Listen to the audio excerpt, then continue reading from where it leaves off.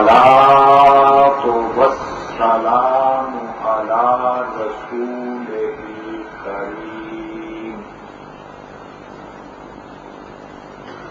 أما بعد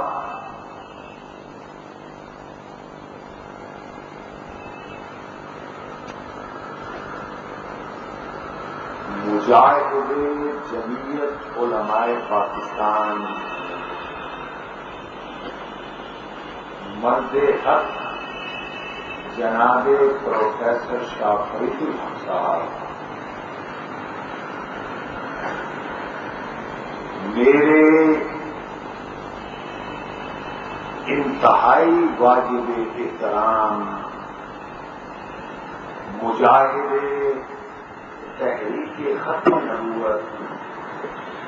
جناب صوفی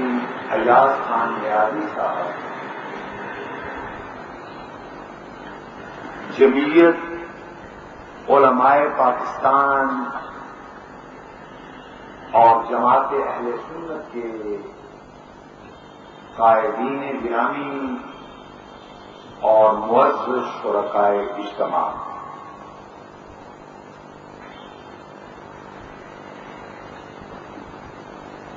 ایک طویل عرصے تک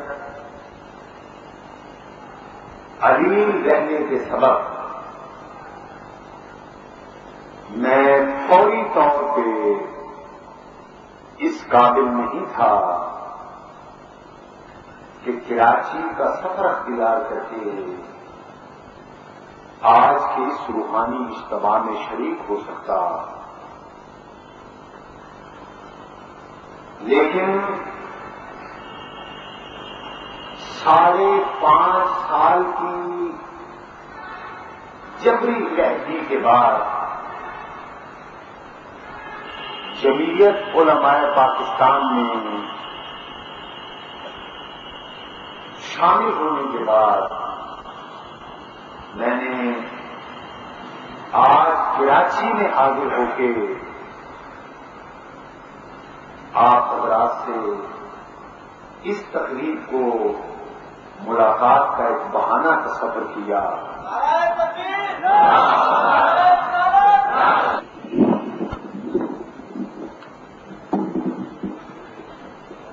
میں عرض کر رہا تھا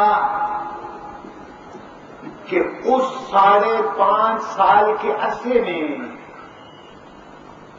میں نے ایک لمحے کے لیے بھی اپنے آپ کو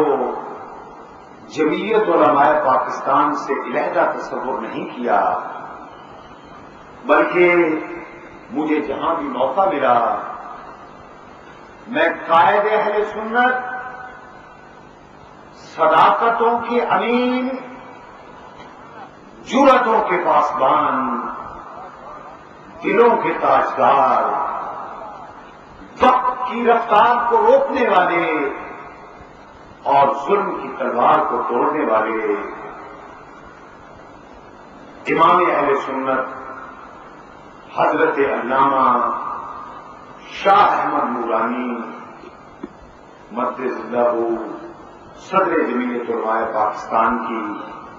با کردار اور باصول کی عادت کو ہمیشہ اپنے لیے ایک مینارہ نور تصور کیا، اور میں تو کیا غیر دین کی عظمتوں کو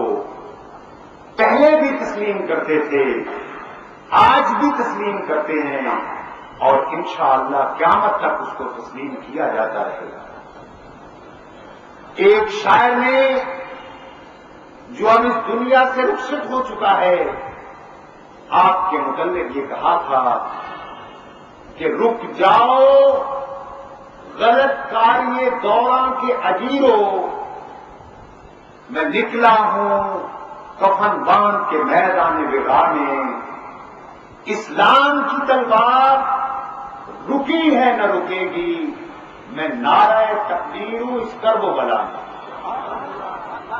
اللہ کا یہ کرم ہے مجھ پہ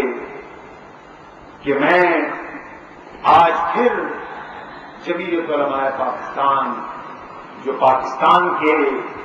کروڑوں اہل سنت کی دلوں کی ترجمانی کرتی ہے، آج پھر مجھے یہ شرف حاصل ہوا کہ میں اس میں شامل ہو کر آپ حضرات کی خدمت میں حاضری دوں۔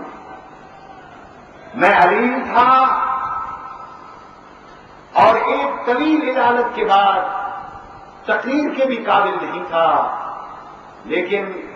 جیسا کہ میں نے عرض کیا، موسم انسانیت کی عظمتوں کو خراج عقیدت پیش کرنے کے لیے آپ تمام دوستوں سے ملاقات کے لیے